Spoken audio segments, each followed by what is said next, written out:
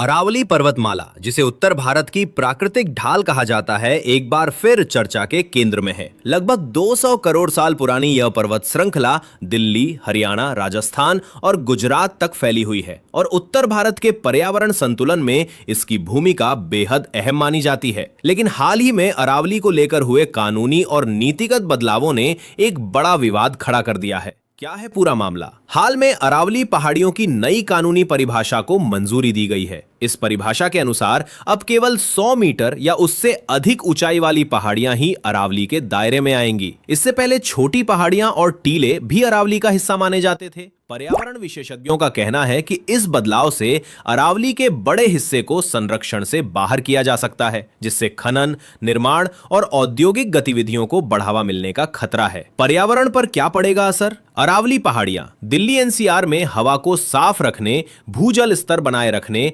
मरुस्थलीकरण को रोकने, गर्म हवाओं और धूल भरी आंधियों से बचाने अहम भूमिका निभाती है।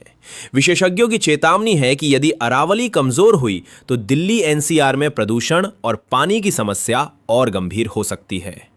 विरोध क्यों हो रहा है?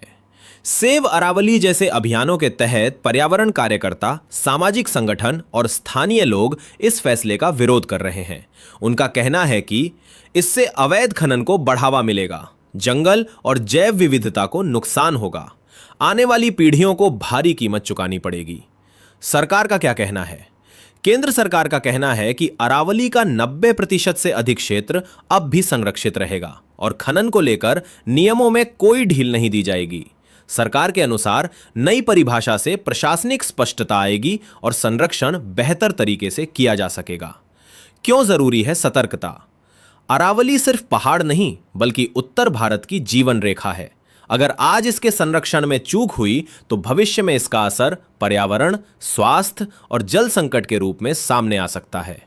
निष्कर्ष: अरावली पहाड़ियों को लेकर चल रहा विवाद केवल कानूनी नहीं बल्कि पर्यावरण और भविष्य से जुड़ा मुद्दा है।